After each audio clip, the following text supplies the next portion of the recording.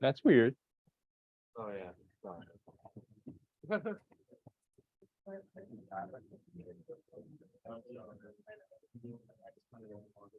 Oh, we're missing Dion and Natalia today. Huh? True.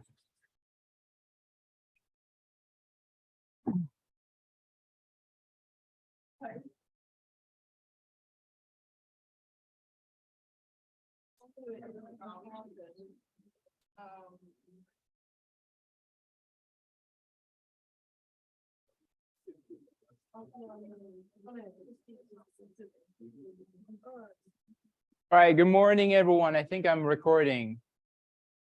I am good. Let's do a housekeeping a little bit together. When's the deadline for the CCR3? Wednesday night. That's a choice between chapter 7 or 8. 7 or 8. Okay, this one or the last one. How many of you are taking 210, which is about scholarship? And that's a midterm this Wednesday, right? How many of you think that extra 1 day of to the deadline will help you? Or you Wednesdays okay? Or I know that there Wednesday is also the midterm. If some of you are looking at each other like, hey, what? Like I can use 1 more day. Why are you not raising your hand? Does anybody want to have an extra day? I will give it to everybody. Show of hand. I could use, no judgment. I could use extra day. Just be real. Yeah, Lily. Okay, Lily. Nobody else? You said you good? Okay. 2? Really? You're like on top of the game. Like, yeah, I mean, I'm working on both. So like when well, probably I'll give just in case anyway, because I didn't know that there's actually on the same day with the midterm, but you can submit anytime, right? Earlier, well, not necessarily the better, but same thing. So if you want to submit on a Wednesday night, you do. Any other question? The final exam for this class is being finalized. It's April 25th. So late, but that's good. You got to have a little more time. You will have some time to prepare. 2 to 4 p.m. It's going to be here. Okay, so you're familiar. And then CCR4 is going to be about chapter 9, so there's no choice. Sorry. So that's the chapter we're going to read on, and you're going to submit on. So rather than dropping, dropping and increasing final exam rate, I thought that this is something that you can control more of, right? CCR, where you can put more work in if you want to, and you can get a better grade in that. So I'll keep it. Sorry, no choice between the 2 chapters, but you can work on chapter 9. So keep reading chapters 7 or 8 at least, and submit the CCR3. And then CCR4. Today, we're going to finish off of hopefully, social inference chapter 8. CCR is, by the way, chapter reading, not the lecture per se. So just be careful. But the lecture hopefully help you to understand, okay, which part of it is really important, at least from my perspective. That doesn't mean that it's, things are not important. So you can pick any important concept that you think important. But today, we're going to start talking about the leisure through lifespan, or the human development, basically, but not necessarily physiological or psychological development per se. We talk about development here because, well, in a chapter of social influences, we are influenced by our society, social norms, like masculinity, femininity, what that means in our society. Dr. Haidong Liang came in to talk about ageism, right? So what it means to be old in our society, there's that message. Whether you are actually subscribing to it or actually you're resisting against it, we're influenced by one way or another by those things as well. And that part of that is leisure. So leisure can change along with our development or resist against that. Like we watched the video in Dr. Haidong Liang's, the old grandma who is doing bodybuilding at, I think it was it was actually weightlifting, probably at age of 80, something like that. 70 something. But she by now she must be probably close to 80. Yeah. So that's what we're going to talk about today. Now, what we mean by development, it's the systematic, as in there's a pattern to it. Of course, not everybody don't age, not everybody develops in the same way, bless you. But there are some patterns, and there are predictable changes. Typically, for example, our body get bigger, right? From children to the old age, and then smaller. But this point become qualitatively different. Have you went to like reunion? I don't know if you're still young, some of us are not so much. And if you ever go to reunion like 10 years from now and you go to like high school reunion, you'd be surprised. Some of your friends, like old friends, just same way. Like, I mean, like it's just 15 years ago, 20 years ago, you're just like how I picture it. Versus other people you don't even recognize. Sometimes in a good way. Like, hey, you're kind of jerk, but you're really like a good person. Like I like actually, having conversation with you. Versus sometimes like not in a good way. Anyway, the point is sometimes this qualitative difference, not necessarily more or less of something, but actually from apple to, I wouldn't say apple to orange, but certain kind of apple to another kind of apple, we change quite a bit dramatically as we age. And that change is because of, to an extent, social influences. Now, leisure through lifespan, different age group. Gordon and colleagues study 96, so the old study considered to be still classic, measured how frequently people participate in a leisure activity in general. So the higher here, the more frequent participation. Lower here, less participation. From young adults, so not children, but young adults, to what they call the very old age, 75 to 94. Especially back in the 1970s, this was quote unquote very old, right? So the leisure participation decreased. Overall, they found this simple declining slope.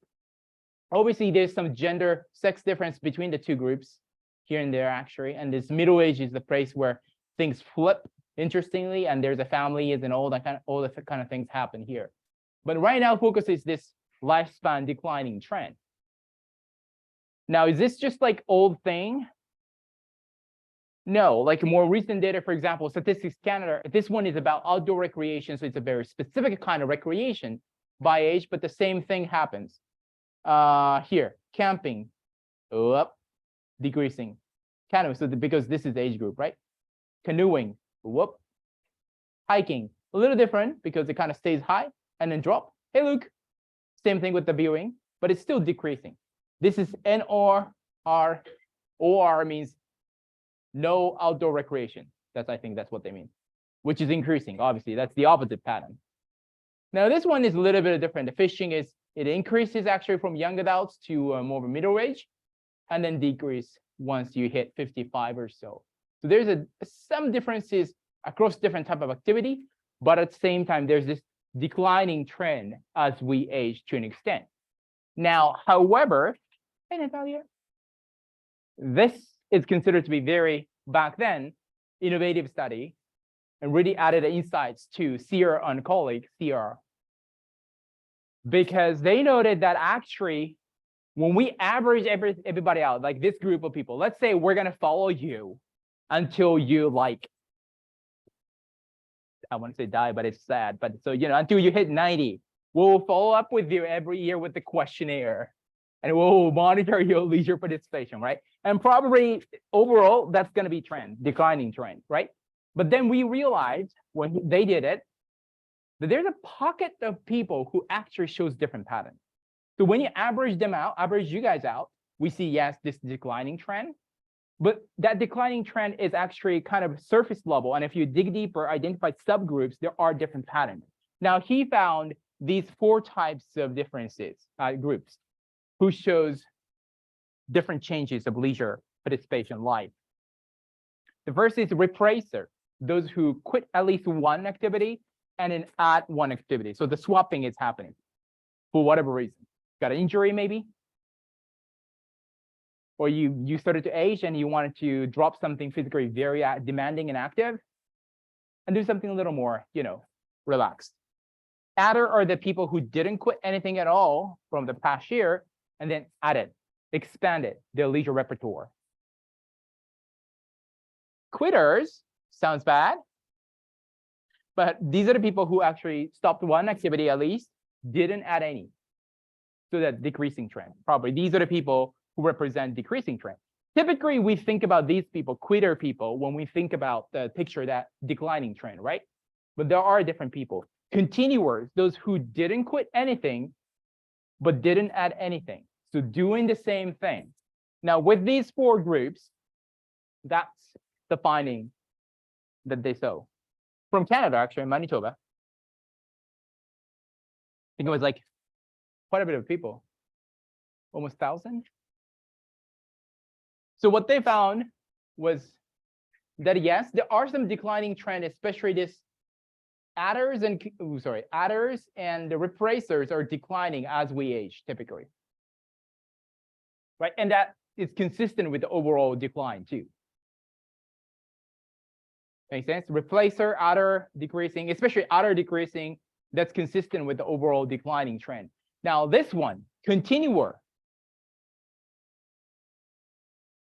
We think that with the declining trend, we may think that, well, continuer should be probably less in older adults. No, actually. Continuer has higher proportion in older adults. So a lot of older people, I don't know, for example, your parents, your grandparents, your grandparents, I don't know how young you are. But think about them, their leisure life. Are they more continuers? Replacers, adders, quitters? The odds is most likely, based on this data, they're continuers.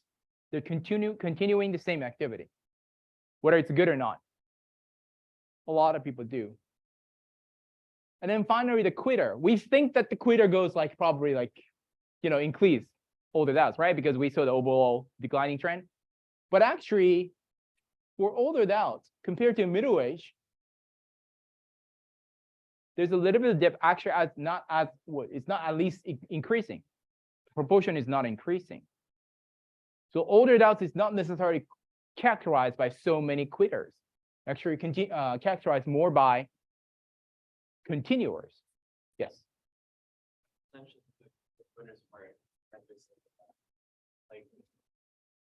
As you get older, most people aren't like quitting their leisure. Well, the most people are the continuous. So this is the percentage. So this is a little tricky. Percentage of the people who fit each category. So of the people who are 65 years or older, the older adults, the over 50% are continuers. So the majority are actually continuer. They're not the kind of people who are just dropping as each year they're dropping activity. No, actually majority are continuing, right? The next actually high is a quitter, but even though that is actually slightly lower than these 2 age group, middle age, right? Little dip in there. And yes, they have comparatively less replacer and adders in here, which is probably primary reasons why we see that declining trend. So in a way, if we can control with this quitter, obviously, and we can add a little bit of more replacing and adding probably, then we will probably be able to control that trend as well. So we need to identify some of those people, probably these people.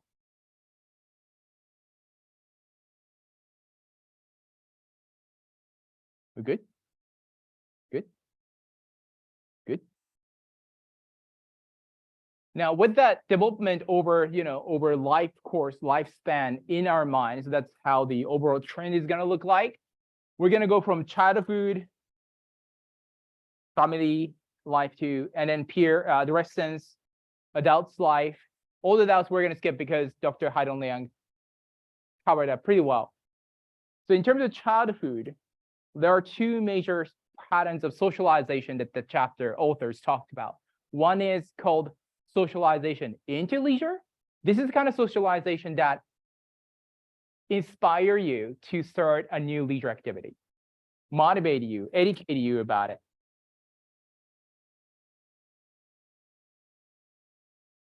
The favorite leisure activity that you do right now, how did you start it? It could be your rowing. It could be your curling. It could be your dance. It could be your cooking. When did you start and why? Was there anybody who influenced your decision? My story was this. I played golf a little bit, a little competitively too. But that was me being like 5 years old, and I got this plastic toy golf club, you know what I'm talking about, with the plastic ball. My dad spent every weekend on the golf course because, yeah, he had excuses. Oh, Japanese business, they have to just play golf because that's part of the deal. Anyway, but that's how we socialize, him and me. We'll take those things out, do the thing, you know, hitting, swing. He would teach, you don't grip a club like this, you grip like this, right? And you swing, you don't swing like that, you swing like this. And that socialization got me into this sport eventually. That's what we mean by socialization into leisure. And that's obviously important in terms of leisure. That's how really our leisure life is shaped. We have those socialization always.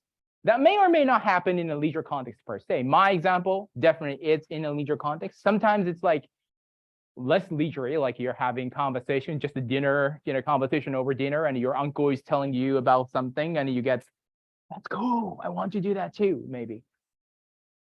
Or the other one, socialization through leisure.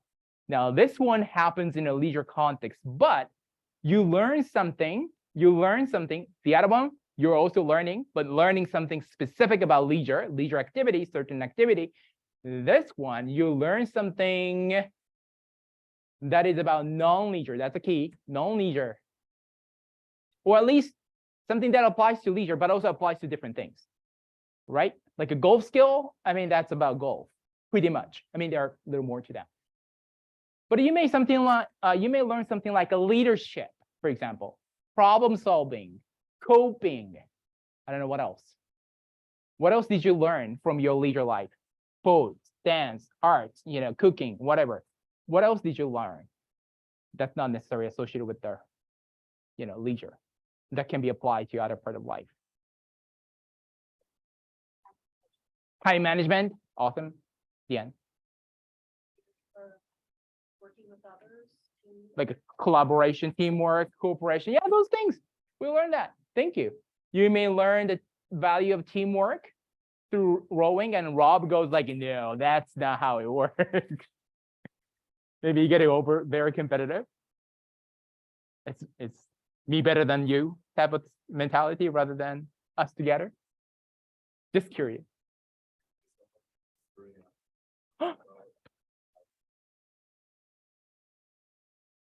Everybody is synced, everybody is pushing hard, but it's like, what are you doing? You're out of sync, you know? It's just like old gaming. I mean, that just gave me a flashback. So 8 people, and there's only one guy who says, you're not doing your job. Anyway, but even that, you know, you have that tough conversation. Sometimes we have to have that tough conversation. The ability to have that, quote unquote, confrontation, you know, is important in a respectful way, so that as a team, you can move on. Otherwise, you're gonna get to the university and you're assigned to the project, you know, teamwork, and then you go like, I know that person is not doing anything, but I cannot talk to that person. Well, you learn that probably from rowing, and that's important, right? Now, this one does occur in a leisure context, and that's a very important value, I hope, right? You learn about maybe persistence, right? To power through when the things are difficult. We pass on family values through our leisure as well. So that's the childhood. And then, of course, that socialization, 2 types, does continue. Those 2 types of socialization do continue throughout our life. But childhood is we're most sensitive to and subject to and open to probably those influences of types of, you know, socialization. How many times were you quote unquote inspired? Hey, I want to do that activity when you're 5-year-old versus right now when you're, let's say, 20, 25, 30, 35, so on and so forth. How often do you do that? Maybe when you're 5, you were every week, you were just like, you were telling your mom that you wanted to do a different activity, versus now you're like every year, maybe you pick up a one activity. And then also childhood, family is very important, right? We're very much typically, not everybody, and definitely having quote unquote biological stable family is a privilege. But typically, family is a big source of social influence. We're highly reliant on, especially our parents. And if you have any siblings, good for you, bad for you, I don't know. I have a little sister. You know, we're good. We have really good distance right now, which is the distance between Japan and Canada. So anyway. I love her. Anyway, so there's a lot of leisure going on in a family as well, and there's the impact of the family too. Now, in terms of family and leisure, or what we call the family leisure done by family, one of the important factor is something called a structure. Yes.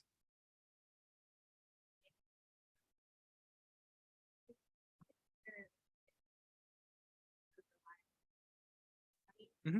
So would that like count as like an influence, or would that be more like socioeconomic status? You mean the parents, as in what the parents do? Yeah, like Like, parents. like income. Yeah.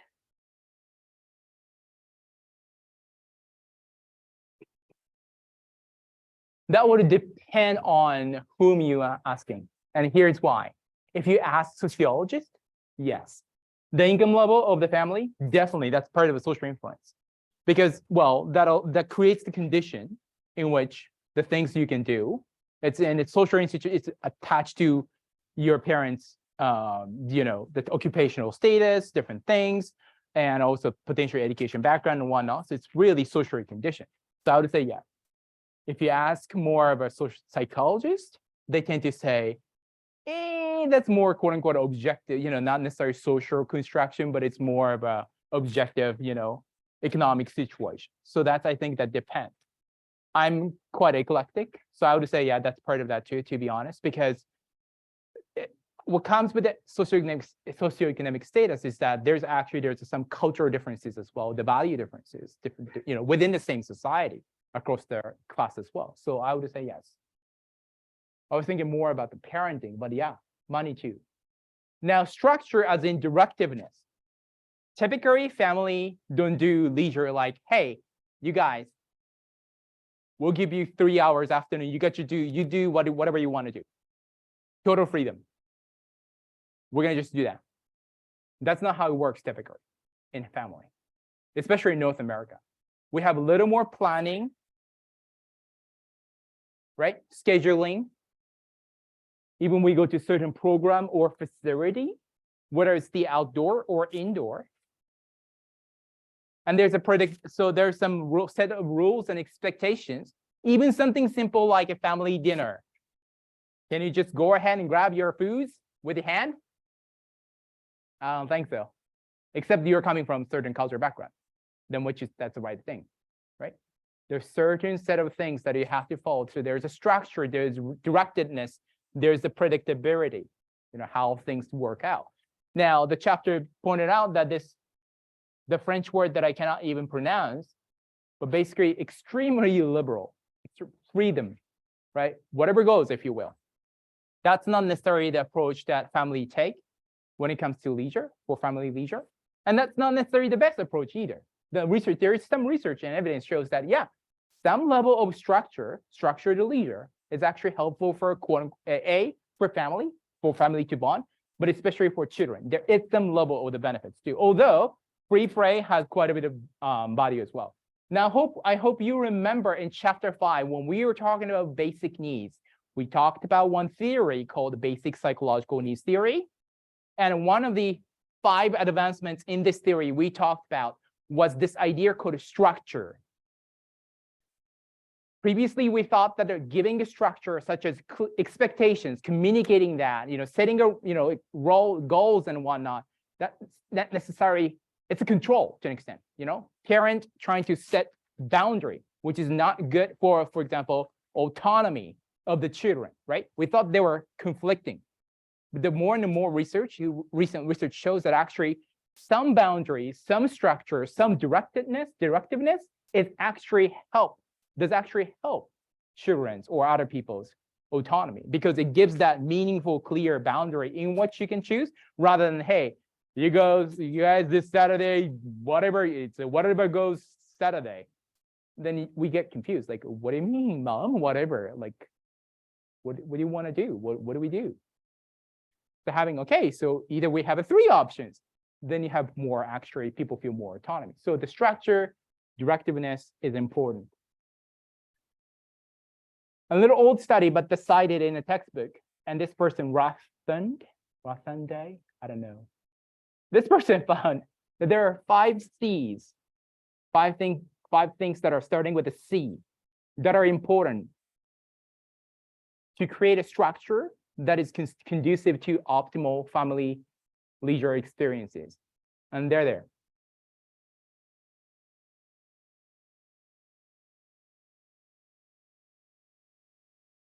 Make sense? Feeling of choice, C, and control, giving that to for example, from parents to children. Clarity of rules, not just having rules and expectation, but they're clear. Maybe explain why a little bit. Centering, or basically presence, like, focus of attention that, okay, we're going to do camping, but hopefully kids are not, doing that, right? Encouraging commitment. So this Saturday, we're going to build a chair. I don't know. We're going to build a chair. Then you're going to have to follow through that, follow through with that. We're going to build a chair. How crappy it is, we're going to build a chair. Maybe you sit on it, the next moment it crops, but still you make a chair. And then finally, creating some meaningful challenge that not necessarily the same thing over and over, but something that challenges you. Ooh, new skill, new activity, new setting, why not? Okay. So if you're working with the youth and children, it is important to have these things even outside of family context.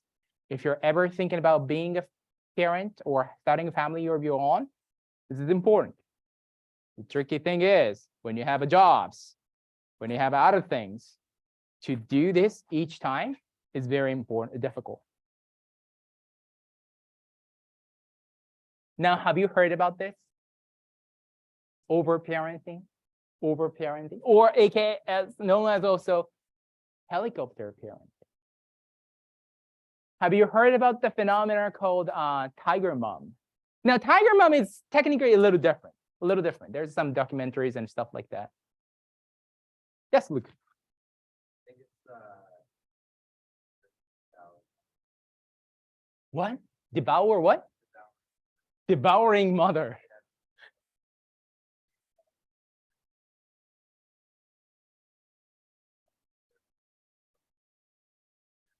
Oh. afraid that their offspring will leave their home. Oh. And not love to take over the way. Interesting. Oh. That fear. That maternal instinct, we're saying that there's evolutionary and biological link to that too. So that I don't know about the science behind that, but I know that in many society, we have this saying that the most complex relationship is the mother and the daughter-in-law. Why? Because, quote unquote, the mother may feel that that person is, quote unquote, taken your son, basically your child from. That same thing should go to the other side too. I don't know why that's tiger mom, the same thing too. Like, why it's the mother? There's a different gender norm. Like, I know tiger mom thing is definitely gender norms around that too. That that is off out of house and doing other things, and the mother is assigned, quote unquote, and expected to the parenting more.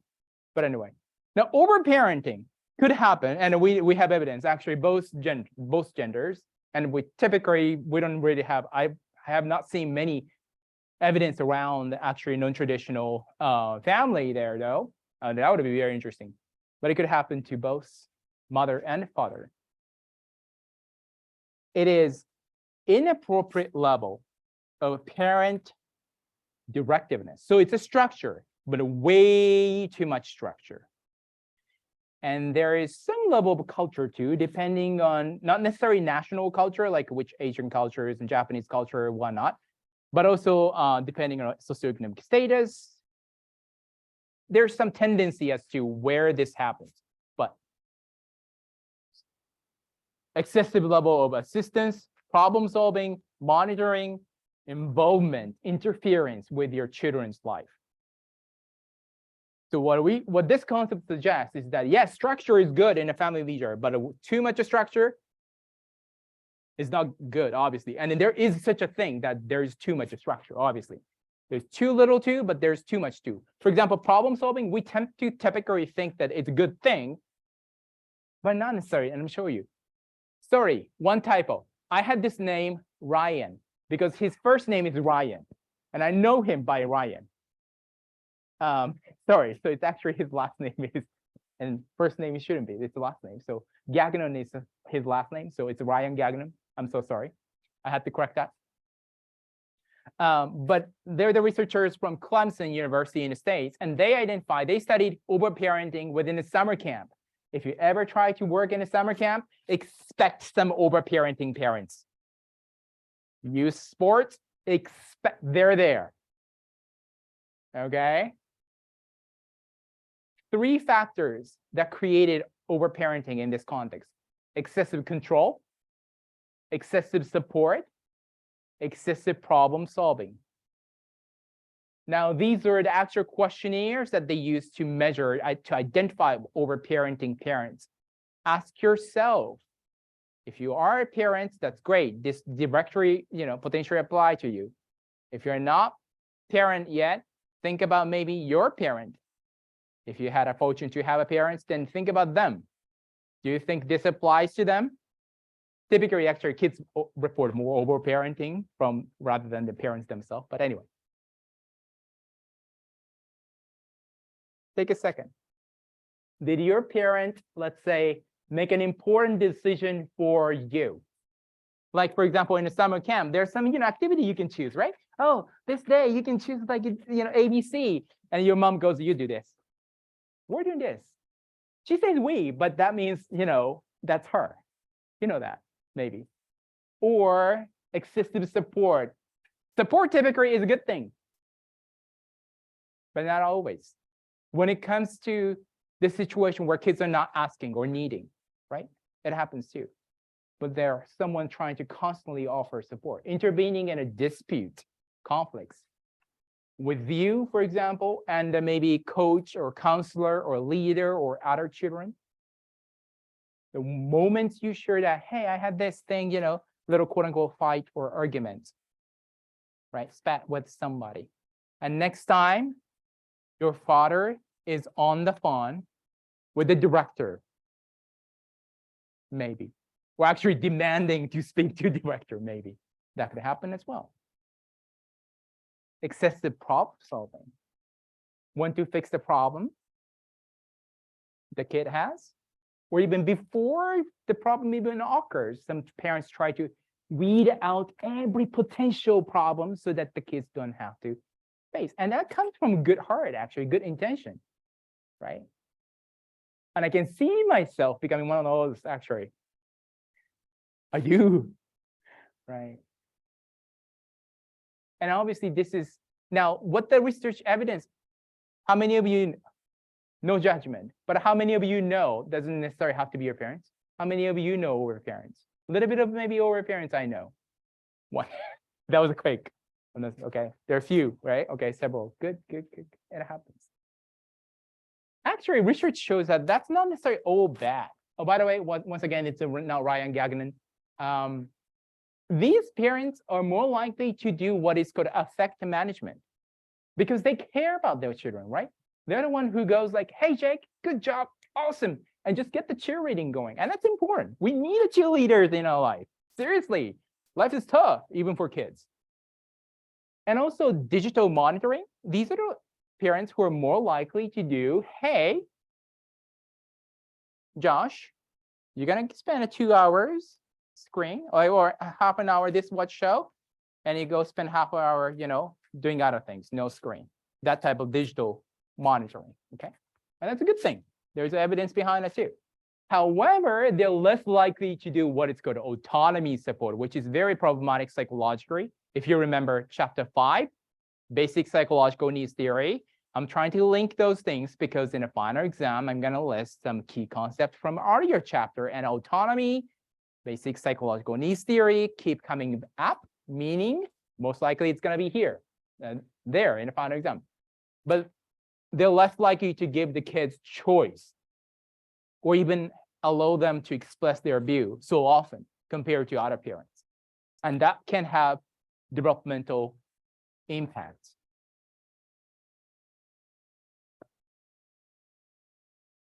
So we're gonna watch ourselves out too a little bit. It's not all bad, but and it also, okay, their interesting recent research was about children with a disability. ASD, for example, autism spectrum disorder. Their parents tend to be more overparenting because of the needs and how inaccessible sometimes schools and everything else is. So there's that, group differences as well. So that's another social influence too. Now, then you move out, as we as a children, we grew out of this family once we hit typically what we call adolescence, right? Typically teenage-ish, those 13, 14, 15, that age, typically. And that's where these people become influential, social influence-wise. Peers, your friends. Research shows, for example, peers influence our physical activity level more than our parents starting in a junior high school. So if you're hanging out with the peers who are doing other sports and activity, you're most likely to do, kind of catch up and match up too. That's more important than compared to how active your parents are, for example, in junior high. There's some gender difference though, potentially. Deviant leisure is also amplified within a peer network as well. So if somebody, your peer, you belong to the peer group in which, let's say, what's deviant? Minor drinking underage, yeah? Then that will amplify, reinforce, and encouraged within the peers. Caldwell and Dowling actually found that adolescent peers facilitate, encourage substance use, but that doesn't mean that everybody does. Actually, everybody, succumb to their peer pressure, but there are adolescents also who can resist, obviously, peer pressure as well. And from this awkward transition from adolescence to the young adult, or even what we call these days emerging adult, which is actually many of your age group right now, there's even somewhere between adolescence, young adult, there's something called emerging adult. This happens, developmentally speaking. Romantic partners. And chapter had this. And recognizing that there are different sexuality and relationship style, but and then author obviously didn't do that, but the author made this statement. I am interested in if you agree with this. Romantic partners may be the strongest peer influence of all time. Based on your personal experience, or generally speaking, people who you've observed, do you agree with it? Or do you not agree with it? Let's take a poll. Yes, romantic partner is the strongest peer in a way, most influential, whether it's good or not. Ooh. All right, a lot to talk about. And those who do not think so, no, not necessary. Okay, we got some few folks. Great. Kira, you didn't raise your hand. I see you. I see you. Okay. So, all right. I'm just personally a little bit of influence. Just 30 minutes quickly. Share your story. Why do you think this is the case? You don't have to. You can redact your name or somebody your BBF's name. Doesn't get. Just discuss in general terms. Why romantic partner is so influential. Relationship 101. Why is this so influential? Why? At work?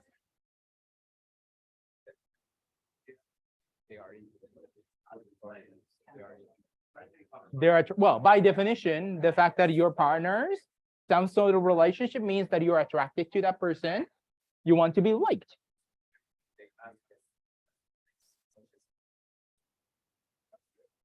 Do you have any example? It doesn't have to be you, but Oh yeah.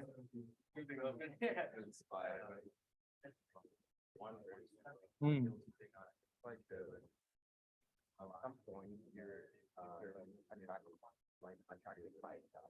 The honeymoon period, right? The honeymoon, you fall strong.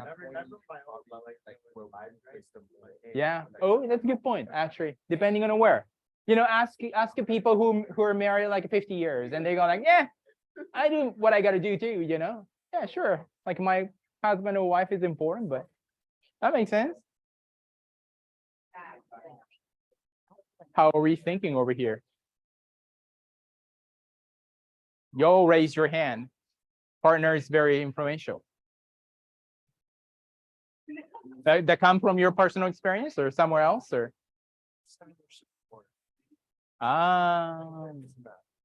Okay. I lived in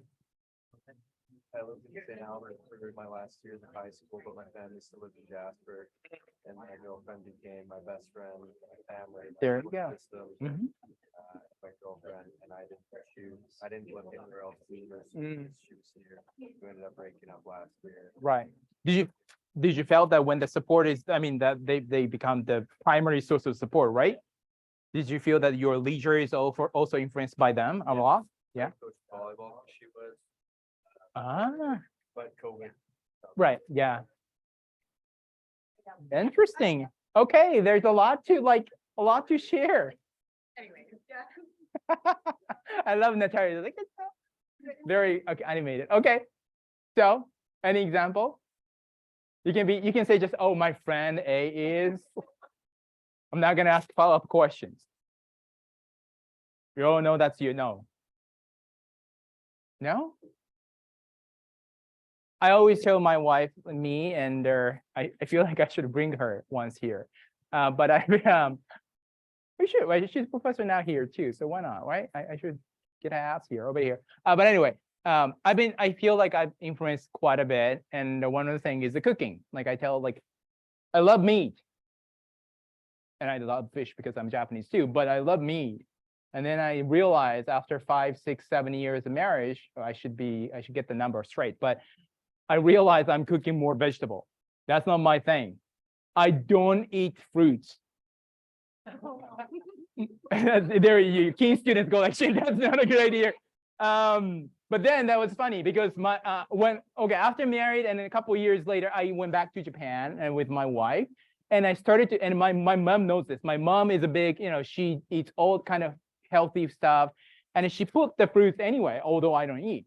And I just cleaned it up one day, and she goes like, "Whatever happened to you?" Like, well, I got married. So my wife eats fruit, so I started to eat. Anything else? Yes. I appreciate the vulnerability. Yes, I do. I always like to say my girlfriend has pushed me to be like I always say, like, find someone to push you to be better. Yeah. Oh, good. Like a better version of yourself. Yeah. That was me in like a lot of ways, but I want to do like academics. We met in high school. Absolutely hated school. Mhm. Like I would not submit like things On time. Yeah. So I sucked in high school, but then coming to university, Yeah. I got to be a better student. Yeah. But that's by the time we were in university, we've been together for like 2 years. Yeah. So your girlfriend was more academically, quote unquote, oriented, and then she will encourage you. It is so. Yeah. Yeah. Good. And that's very important. So when we talk about peer, quote unquote, peer pressure, this is quote unquote one of the strongest, the most intimate type of peer pressure, and it's not a bad thing. Actually, we have this negative connotation of peer pressure, right? Peer pressure, bad thing, and we use pressure in bad context. But actually, peer pressure is constant, especially from adolescent on, right? It's constant thing. And there's some of them are actually quite a positive. They're nudging us to the direction that, generally good, healthy. academically good, success, all that kind of thing. Now, these researchers, Harris and colleagues, they studied women who are in, well, unfortunately back then, just heterosexual couples. So that's the one context. What they realized, what they learned from the woman through the interview study was the couple leisure, the leisure done by the couple, both, girlfriend, boyfriend, was prioritized more by the woman over the non-couple ones, whether it's the other leisure with other friends or, other leisure activity done by themselves. The couple leisure was more important. So yes, that's very important things, romantic partner. However, it didn't come without a cost, obviously. I don't know if any of you resonate with this. For example, they mentioned, well, he likes this activity, so I'm going to do it. Siri, sorry. That's fine. I didn't say anything remotely close to Siri, did I? He likes it. Oh, he likes certain activity, so she does it, but then that doesn't mean that she TV show. I watch this stuff, whatever. I don't know what's the good one, whatever football game, because he likes it. But this like ball throwing, getting tackled, all the sweat. I don't know sometimes, or his friends are almost rude to me. I hang out with these people because they're his friends, but they're not necessarily respected. I don't feel respected. So there's those issues. And typically, maybe those things to an extent goes both ways, probably as well, but it happens. And then the final part, because we don't cover the old age, because Dr. Haidong Liang did a great job. We finally finished this emerging adult, young adults, and we launch into career, hopefully. All right, that's where you're going. Some of you are going. Some of you already work, obviously. I think full-time work. There are two dominant theories, sociological theories, that are about work and leisure relationship. We talked about it in RLS 100, so I'm going to go through pretty quickly. Spillover is where if it applies to you, then you participate in a leisure activity that are similar to your job. Your work and leisure started to look similar, right? Maybe brain surgeon who likes to do the building bottle ship. Do you know what I mean by bottle ship? The glass bottle, there's a ship inside, and you go like, how the hell the ship that exists in it? And people use that little thing, the tool, to actually build one by one. You know what I'm talking about? Typically, it's more about older generation stuff, but that's really delicate stuff that you have to do. And so there's quite a bit of actually relationship similarity between what they do in their job and their leisure. The compensation is the opposite. Your work and leisure look almost opposite in certain way. Why? Because for those people, their job have something that you're not satisfied with, basically. For example, office worker, people who do desk work, computers, paperwork, and whatnot, they love bungee jumping. You see, one is inside doing things. There's no falling. You may fall from a chair if you doze off, but that's about it. Versus bungee jump. Exciting, uncertainty, or at least perceived uncertainty. Now, the chapter report that actually empirical finding, the data supporting testing these theories, they're actually inconsistent. Sometimes says one theory is better, and then the other study says, "Ooh, that's the opposite." So know this, but I want to focus on this one in this course. When we work, a lot of people say, "But Shin, you get the vacation. That's a good thing, right? That's a thing, right, Shin?" Yes, it is. Typically in Canada, we get at least 2 to 3 weekish, depending on the job, right? Vacation, paid leave-ish, okay? And these researchers, leisure researchers, also organizational psychologists, they studied worker and their vacations impact on a worker's well-being. Work as a, by the way, social institution, big social institution. So these workers took at least 2-week vacation. They're European, so they're like good, right? What they realize is this: vacation has a positive impact on our well-being. It does. And it also boosts our productivity. However, the effect on well-being and self-reported health disappear in the first week. Quite literally, the first week, and whereas not significantly different from the pre-vacation time, first week. Typically, in contrast to our expectation, passive leisure activity like reading, resting, relaxing is apparently better to boost this positive effect during the vacation compared to something more active or social. I don't know if that's your jam, but that's what this evidence says. And also focusing on more than what we do, what's important is how we feel during those activities, like a pleasure, relaxation, control, or savoring is intentional strategy to enhance your enjoyment, fun. If you get a lot more than that during the vacation, obviously that boosts your experiences more, but still the effect really return to the baseline right after, unfortunately. So vacation is good, but not as good, especially with the email. It sucks. Yes, but it's good, you know. I wish you well. I hope you can get a career. This is not the last class, by the way. Sorry, I shouldn't sound like that. We have 2 more classes, but this is the you know, where hopefully you're gonna get a big career, enjoy vacation, enjoy family. Some of them are good, some of them are challenging, but it's all life, okay? Thank you. I'm gonna see you Wednesday, but no class Friday, right? No class Monday either. I hope you get yourself some leisure.